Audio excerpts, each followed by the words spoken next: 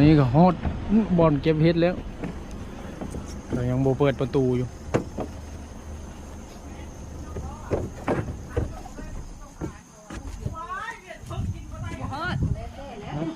กินข้าวตะก้อน มีกินข้าวบ่เห็ดมันเลยได้เวลากินได้ ยังบ่ฮอดบอลหาเห็ดกินข้าวตรงมากินข้าว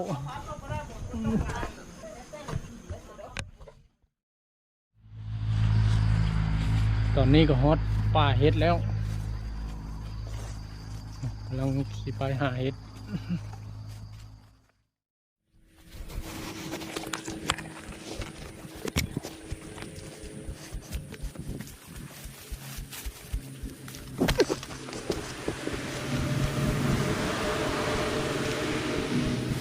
เห็ดมันจะที่ออกตาม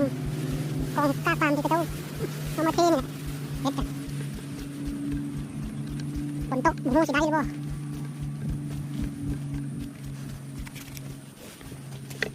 คนที่เคยมาครับผม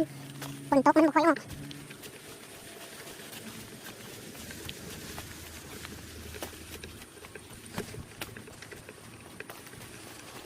เป็นตามบริษัทตาม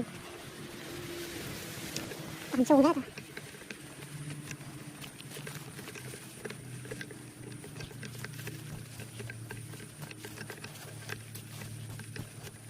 เห็ดก็เป็นเห็ดเครื่องแบบบ้านเราแต่ว่ามันเกิดในป่าป่ามนี้อยู่ภาคใต้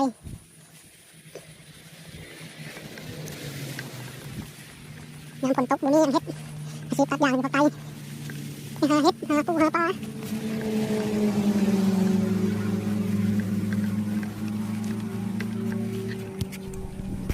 ลากหมูไปทางไหนไปแล้วลงกำลงแดนนะครับมีเนอะฟ้าทางพี่ก็มีพี่เอาไม่เมย์ อืม เอาไหมเก็บพี่แยกนี่มันออกไป พี่ทางพี่ก็มีกำลังออกเอาของย่างกาย ไข่ ของ มั ย่าน งกายคุณมา ไข่เห็ดเพือง พอแล้วโอ้ยขาดอะไรออกขาดอะไร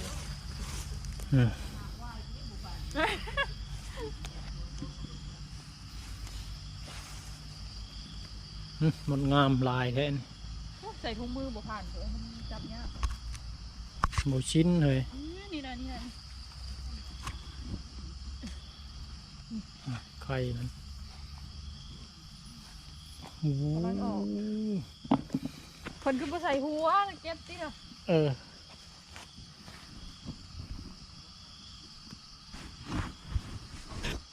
กองใส่หัวก่อน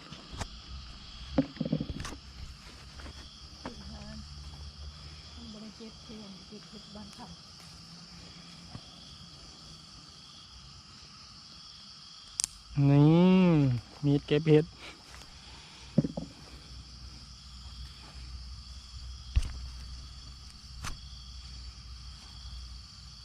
น้อยมันสวยจังเลยก็ออกเลย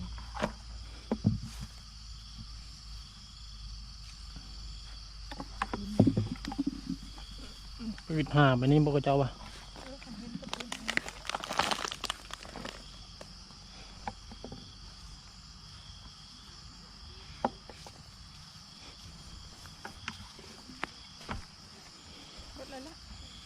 ถุงมือโบพานบ่เอามาให้หมู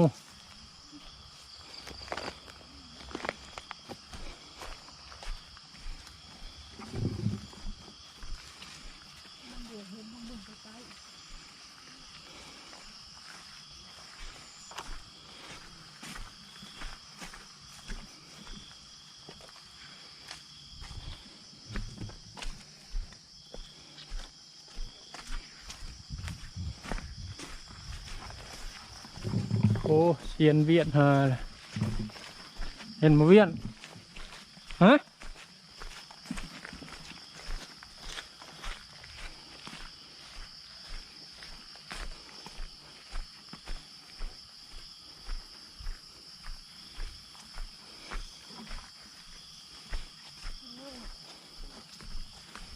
เซียนเพิ่นเลยเจ้าทิน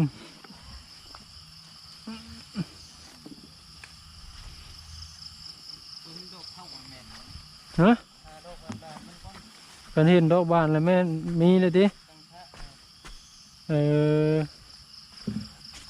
โอ้เสียนเพันบอกเลยเห็นดอกเท่าเลยแม่นจังปืนหาเลย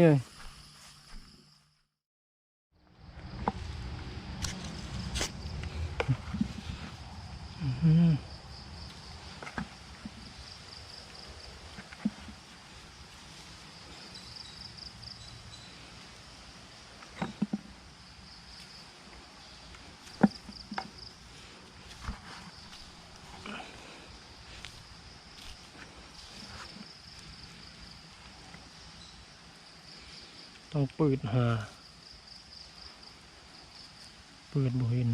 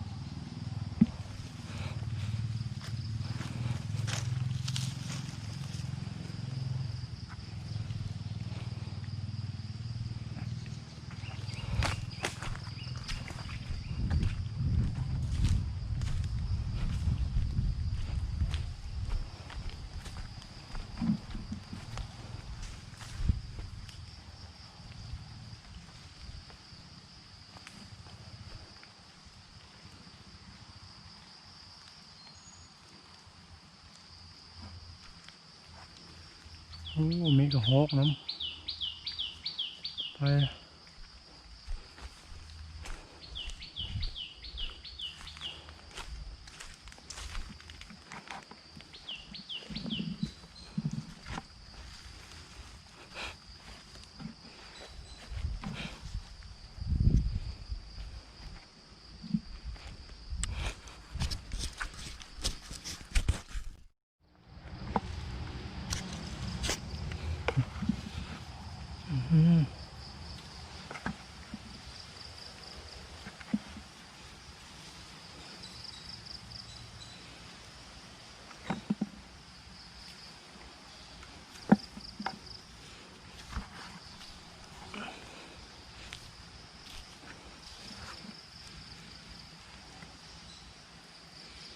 ต้องปืนหาปืนบ่เห็น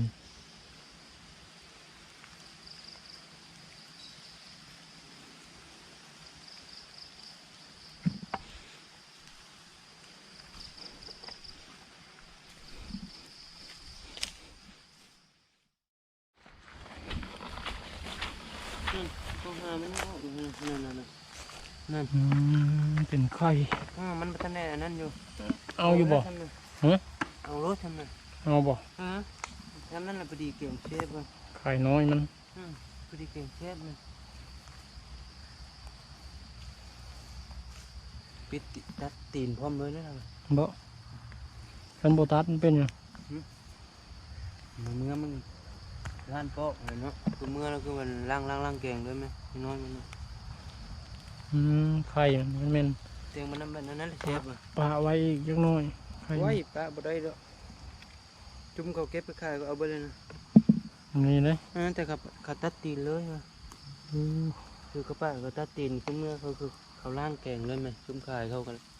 คือใช้ถุงคือล้างคือใบล้างไม่ใช่ถุงขายเลยนะ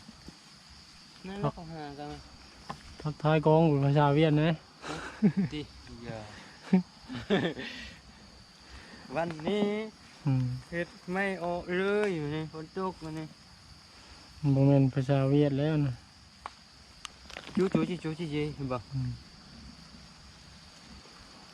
โอ้มันแดดมันเป็นรุ่นนี้นะใครมัน เอาอยู่บ่นี่น้อยนี่ก็ได้เอาอยู่บ่ ตุ๊ดตาตีมองเลย มันคือน้อยแฮงแท้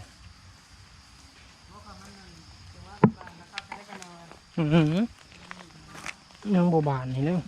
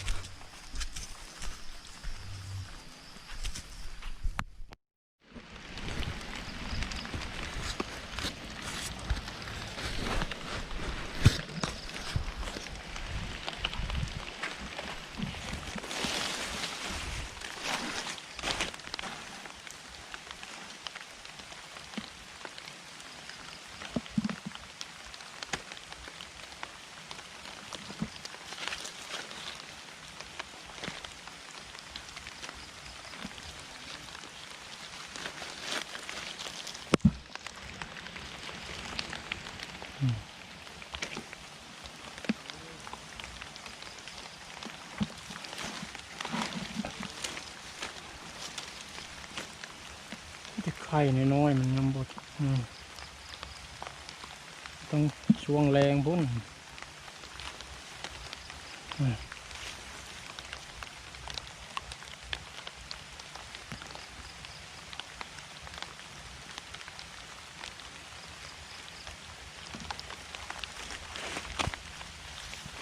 ค้นหาในนี้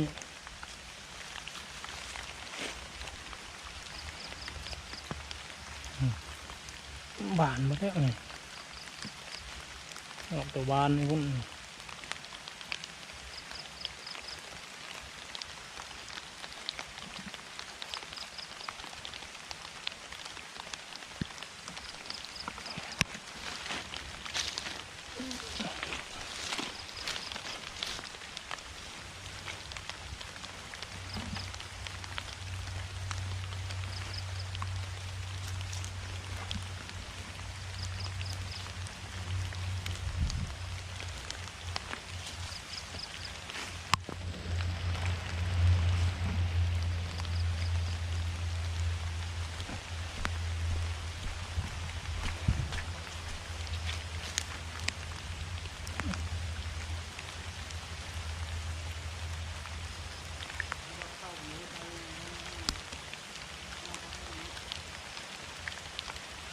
เจียงกูเวียน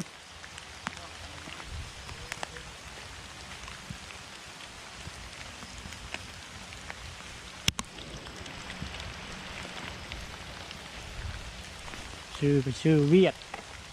คนบดคือเวียดบ้าน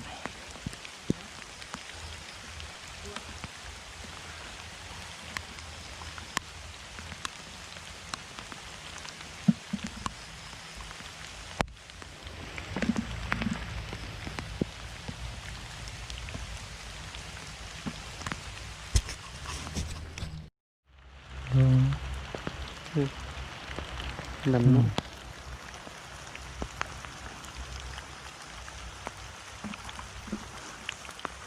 มัน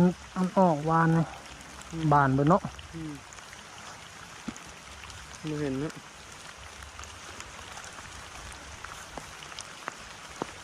มันลงแล้วบ่มันเข้าแล้วบ่ ฮะ มันเข้าแล้วบ่เรา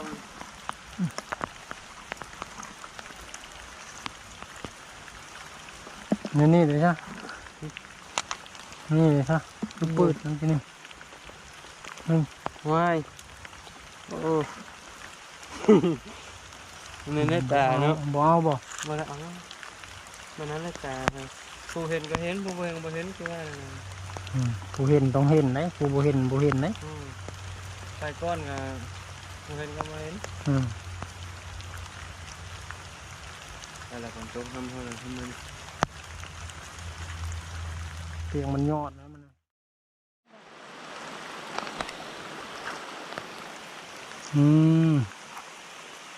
ปืดจับโชว์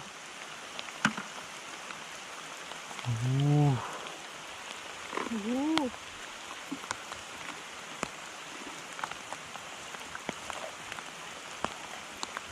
ได้บ่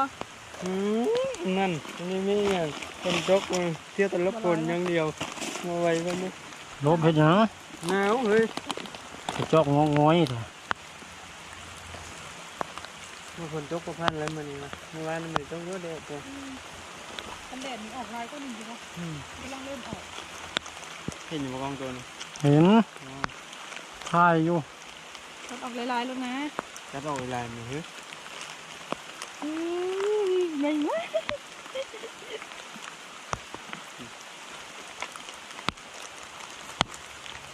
มีพันแล้วมันเป็นพันเรา ว่านนี่ลายก็หนีบ่ วานนี่มันแห้งวานนี่ เปียกบ่ เพราะมันเฮ็ดบ่เราครับ นั่นนะฮะ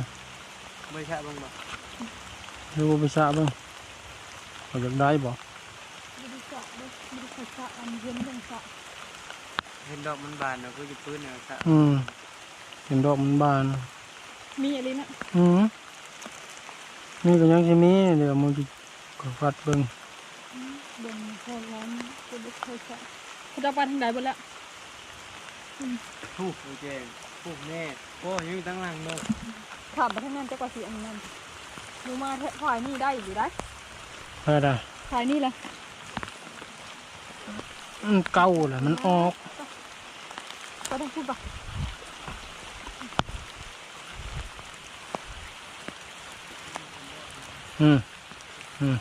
เห็นบอกนักบานเลยตัวนี้ มันก็ได้บานเนาะ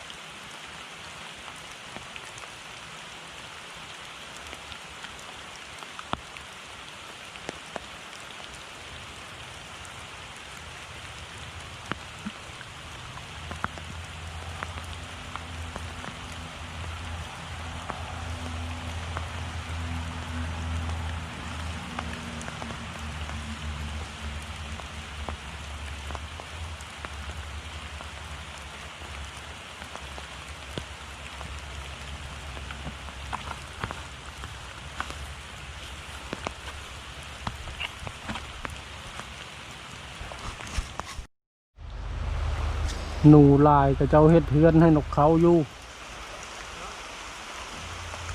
หาเฮือนนกเขา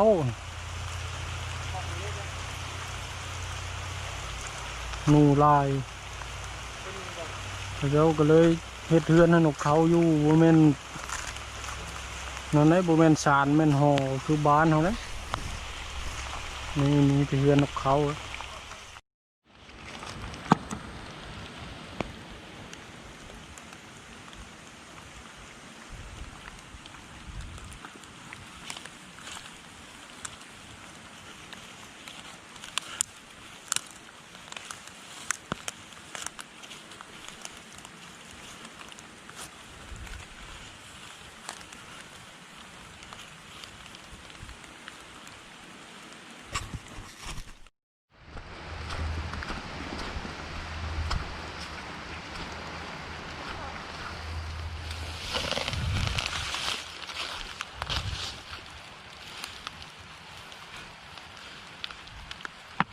ต้องเคลียร์หา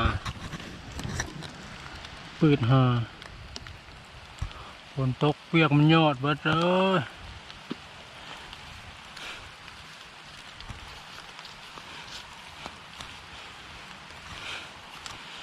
มันเกิดเป็นบางกองกับบ่เกิดเฮ็ด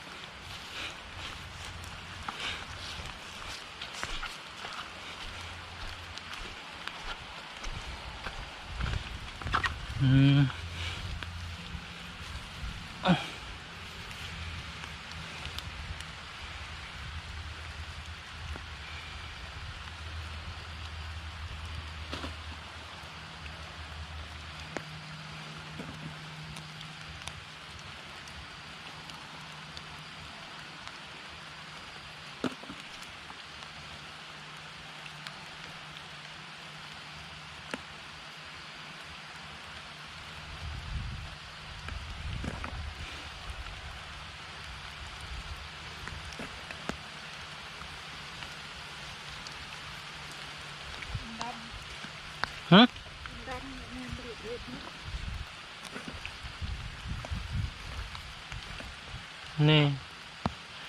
ดอกมันหลุดจ้อย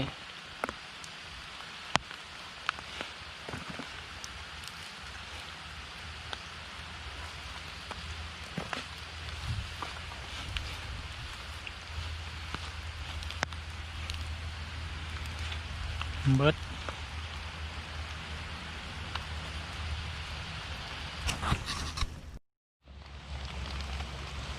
น้อยเลย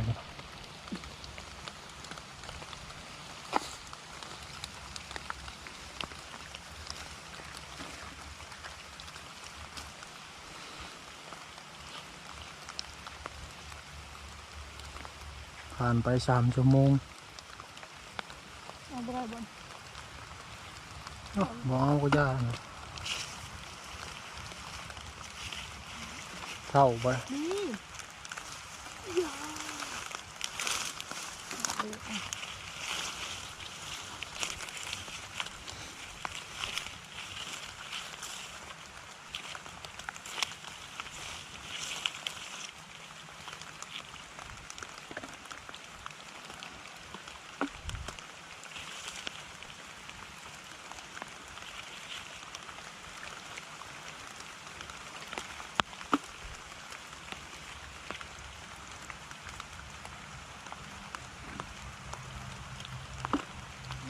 ช่องก็บ่เห็นนี่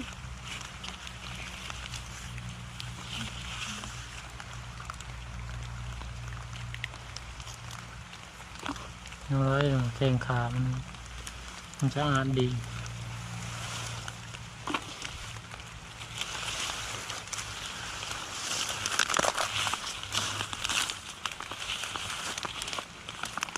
ยกไปปุ๊บ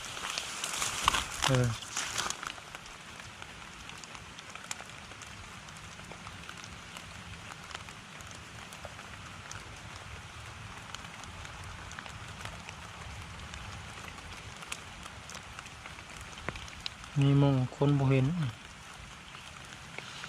เหลือให้เก็บซ้ำเนี่ย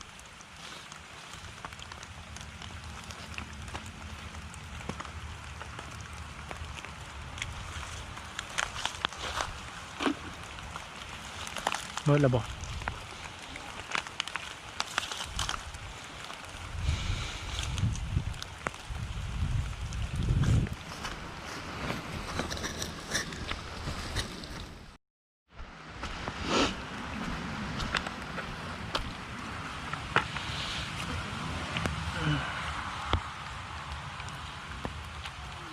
นี่ต้องขนมคนนี้โอ้มีผู้เห็น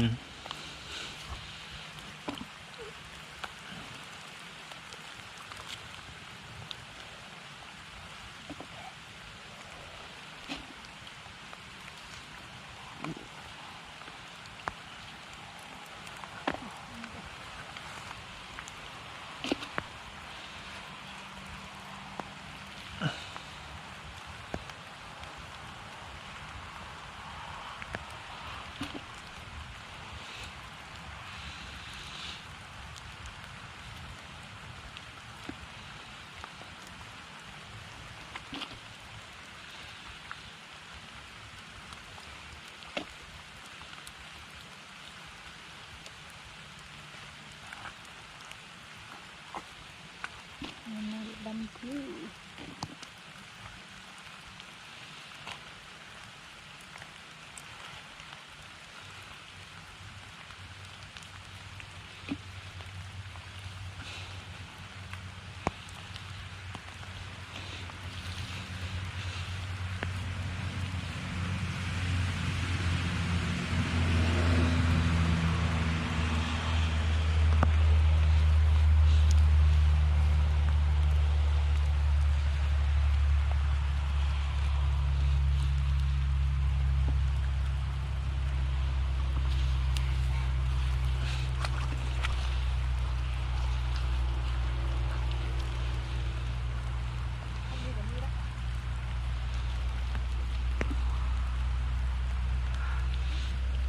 มีวะ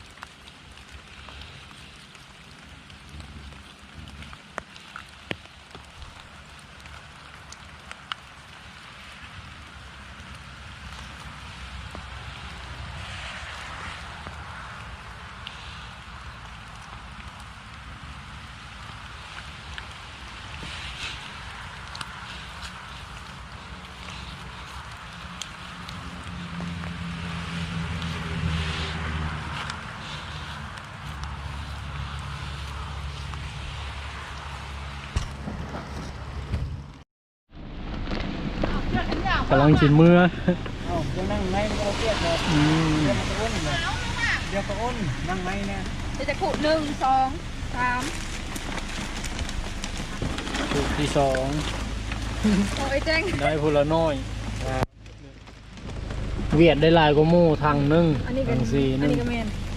ของเวียด อันนี้ก็แมน แยกของแม่อยู่ใน แม่อยู่ใน เปลี่ยนเครื่องแล้วลืมจง ใช้น้อยสงผ่านจะหูได้คงออกไหม กำลังสิเมื่อฝนตกขนาด